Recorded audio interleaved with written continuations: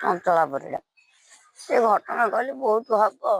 ହେଲେ ମୁଁ ଏତିକି ଅନୁରୋଧ କରିବି ସମସ୍ତ ମୋ ନାତି ଟିକେ ଆସି ବୁଢ଼ୀମା ଡାକିବ ମୁଁ ମରିବି।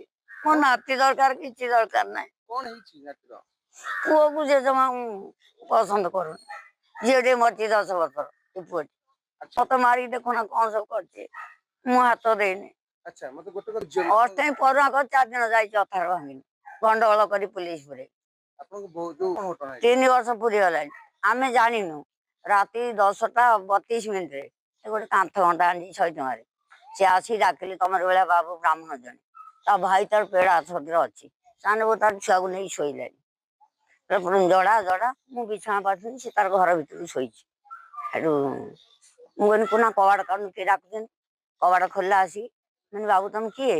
କହିଲା ଆମେ ଜଡ଼ାକୁ ନେମୁ ତମ ବୋଉ ତମ ପୁଅ ଆଇଛନ୍ତି ଆଉ ସେ କାନ୍ଦେ ଆଉ ମୁଁ ବନ୍ଧମୁଢା ବ୍ରାହ୍ମଣ ଆଉ ତମ ବୋଉ ଘର କତିରେ ମୋ ମାମୁଁ ଘର ମୁଁ ଯାଇଥିଲି। ତା ଭାଇ ତାର ଗାଡି ନେଇକି ଠିଆ ହେଇଛି ରାତିରେ ମତେ ଦୁଶୁନି ସେ ପେଡା ଛକରେ ଆସି ସେ ଆସୁନି ଏଠି ସେ ଜିଦି କରିଛି ନା ପସନ୍ଦ ପଇଲା ମୁଁ ଜାଣିନି ଆଜ୍ଞା। ସିଏ ମତେ ମୋ ଶଳା ଡାକିକି ଆଣିଲ କହିଲା ମୁଁ ଶୋଇଥିନି ଘରେ ମତେ କହିଲା ଚାଲେ ତୋ ପୁଅ ଆଇଛି ଦେଖିବୁ।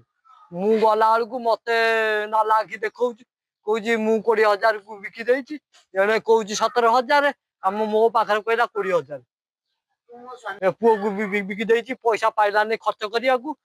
ଝିଅ ପା ଭଲ ହେଲାନି ହେଇଛି ଝାଡା ବାନ୍ତି ହେଇଛି। ମୋ ମା ମୋ ସ୍ତ୍ରୀ ବିକି ଦେଇଛି ପୂଜା ପଇଲା।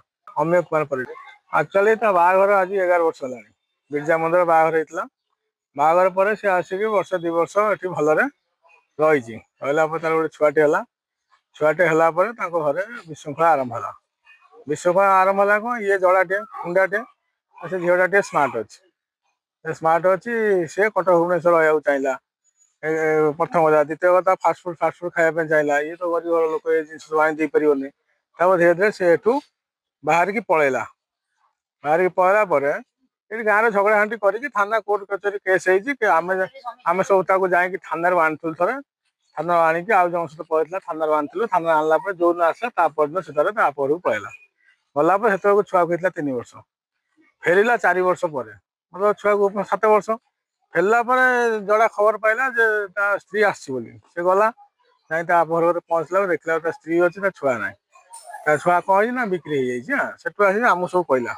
ଆମେ ଆମ ସରପଞ୍ଚ ତାପରେ ଆମ ଗାଁରୁ କିଛି ଭଦ୍ରଲୋକ ନେଇକି ତାଙ୍କ ଘର କତିରେ ପହଞ୍ଚିଲୁ। ମୁଁ କାମ କରୁଥିଲି ସେଇ ତାର ଗୋଟେ ନଣନ୍ଦ କିଏ ଥିଲା ସିଲି ସେ ଛୁଆକୁ ନେଇଛି। ଆଉ ସେତେବେଳେ ମତେ ଗୋଟେ କଣ ଇଞ୍ଜେକ୍ସନ ଦେଇଦେଲେ ମତେ ମୋ ମୁଣ୍ଡ ବୁଲେଇଥିଲା ଆଉ ମୋ ଛୁଆଟାକୁ ନେଇଯାଇଛି। ତାପରେ ମୁଁ ତାକୁ କହିନି କହିଲା ତୋ ଛୁଆ ଭଲ ଜାଗାରେ ପାଠ ପଢୁଛି ତୁ ବ୍ୟସ୍ତ ହନା ତୁ କଣ ତୋ ଛୁଆକୁ ପୋଷି ପାରିବୁ ଆମେ ତୋ ଛୁଆକୁ ରଖିଛୁ ଛୁଆ ବଡ ହେଲେ ତୁ ନବୁ ଆଉ।